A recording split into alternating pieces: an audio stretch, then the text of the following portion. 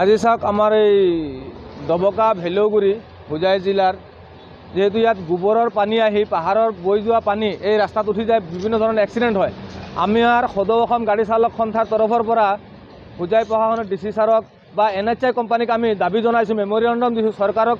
আমি মেমৰিয়েণ্ডাম দিয়াৰ পিছত এই ড্ৰেইনখন ছেকশ্যন হৈছে, কিন্তু যি ড্ৰেইনখন ছেকশ্যন হৈছে ড্ৰেইনখন 4 লাইনৰ যিটো মাটি আছে সেই মাটিৰ কাষেদি যাব লাগে, কিন্তু তেখেতসকলে একদম 4 লাইনৰ ৰোডৰ কাষেদি ড্ৰেইন দি আছে। গতিকে ইয়াত এনে এক্সিডেণ্ট আগত হৈছে আৰু এতিয়াও যিটো তেখেতসকলে যিটো ড্ৰেইন দি আছে এই ড্ৰেইনত ইয়াত এইখিনিত গাড়ীত এক্সিডেণ্ট হ'ব, মানুহ ইয়াত বহুত মানুহ মৰিব। গতিকে আমি NHI কোম্পানীসকলক আমি অভিযোগ কৰিছিলোঁ। তেখেতসকলে যোৱা পৰহি দিনাখন আহি পেলাই কোম্পানী কৰ্তৃপক্ষৰ লগত BMৰ লগত মই নিজে কথা পাতিছোঁ বোলে ছাৰ এইটো এনেকুৱা হোৱা নাই, এইটো ইয়াত হ'ব লাগিছিলে। তেখেতসকলে মোক এনেকুৱা বুজনি দিছে বোলে যিটো হৈ গ'ল বাকীখিনি আমি আঁতৰাই দিম। আমি কৈছোঁ না এইখিনি যিটো জেগাত দিছে ব্ৰিজৰ কাষতে ইয়াত এক্সিডেণ্ট বেছি হয়। গতিকে মই হোজাই প্ৰশাসনক বা NHI কোম্পানীৰ বিষয়ববীয়াসকলক মই আপোনালোকৰ চেনেলৰ জৰিয়তে মই দাবী জনাওঁ যে এই যিটো NHI কোম্পানীৰ যিটো মাটি আছে বা 4 লাইনৰ যিটো মাটি আছে মাটিৰ কাষেদি যিটো আপোনাৰ কাৰেণ্টৰ তাঁৰ আছে তাৰ কাষেদি যাতে ড্ৰেইনটো গৈ জেগাত যায়। একদম 4 লাইনৰ কাষত দিছে, ইয়াত এক্সিডেণ্ট হ'বই। গতিকে য'ত ড্ৰেইন দিছে তাৰ পৰা কমচে কম আৰু প্ৰায় 30 মিটাৰ দূৰত যাব লাগে ড্ৰেইনটো। গতিকে তেখেতসকলক আমি দাবী জনাইছোঁ, তেখেতসকলে আমাৰ কথা কোনো কাণসাৰ দিয়া নাই। যোৱাকালি তেখেতসকলক আমি গৈ অফিচত কৈছোঁ, তেখেতসকলে কোনো গুৰুত্ব দিয়া নাই। গতিকে মই হোজাই প্ৰশাসনক তথা NHI কোম্পানীৰ বিষয়ববীয়াসকলক মই অনুৰোধ জনাইছোঁ যাতে আপোনালোকে অলপ দৃষ্টিচকু দিয়ক ইয়াত।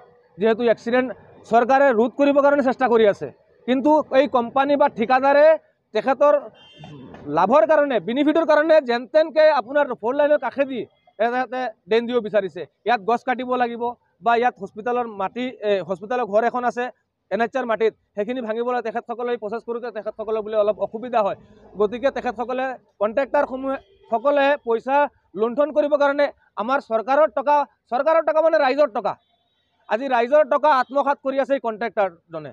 গতিকে এইখিনি ধুনীয়াকৈ যাতে জেগাত আহে তাৰে আপোনালোকৰ চেনেলৰ জৰিয়তে মই হোজাই প্ৰশাসনক তথা চৰকাৰক বা NHI কোম্পানীসকলক মই দাবী জনাইছোঁ। গত দিনৰ পৰাই চাইলেঞ্চযুক্ত ৰাষ্ট্ৰীয় ঘাইপথত বিভিন্ন ধৰণৰ আখোৱা সম্পৰ্কে অভিযোগ উত্থাপন কৰি আহিছিলোঁ আৰু যাৰ পৰিপ্ৰেক্ষিতত ইতিমধ্যে এই ভেলেগুৰি অঞ্চলত এই ড্ৰেইনৰ ব্যৱস্থা কৰা দেখা গৈ আছে। কিন্তু ইয়াত বিভিন্ন ধৰণৰ সমস্যা দেখা পাইছোঁ যে ড্ৰেইন যি ধৰণে দিব লাগে তেনেকুৱা নহয়। এই কোম্পানী যিটো কোম্পানীয়ে ব্যক্তিগত কোম্পানীয়ে হয়তো এই কামটো কৰি আছে, তেওঁলোকৰ ব্যক্তিগত মুনাফা আদায়ৰ স্বাৰ্থত তেওঁলোকে বিভিন্ন ধৰণে অনিয়মৰ জৰিয়তে কামসমূহ কৰি থকা পৰিলক্ষিত হৈছে। ড্ৰেইনসমূহ যি ধৰণে ৰাষ্ট্ৰীয় ঘাইপথৰ পৰা দূৰত থাকিব লাগে, কাৰণ ইয়াত গাড়ীসমূহ চাইলেঞ্চযুক্ত ৰাষ্ট্ৰীয় ঘাইপথ যিহেতু গাড়ীসমূহ ৰখোৱাৰ পাৰ্কিঙৰ ব্যৱস্থাৰ ঠাই থাকিব লাগে, কিন্তু নিচেই কাষতেই 4 লাইনৰ একদম কাষতে ড্ৰেইন দি পেলাই আৰু ওখ ড্ৰেইন দি পেলাই ইয়াত দুৰ্ঘটনা বৃদ্ধি হোৱাৰ আশংকা বৃদ্ধি পাব। গতিকে এই ক্ষেত্ৰত মই স্পষ্টভাৱে দাবী জনাই আছোঁ, বিশেষকৈ জিলা আয়ুক্ত মহোদয়ে এই বিষয়টো চাবলৈ দৃষ্টিগোচৰ কৰিছোঁ আৰু এই ব্যক্তিগত কোম্পানীয়ে তেওঁলোকৰ ব্যক্তিগত স্বাৰ্থৰ বাবে স্থানীয় লোকসকলৰ যিবোৰ সমস্যা হোৱাকৈ কামবোৰ কৰি আছে এই কামবোৰ বন্ধ কৰিব লাগে। অন্যথা এই ধৰণৰ কামবোৰৰ বিৰুদ্ধে আমি প্ৰতিবাদী কাৰ্যসূচী হাতত ল'ম আৰু এই ধৰণৰ কামসমূহ আমি বন্ধ কৰিবলৈ বাধ্য হ'ম।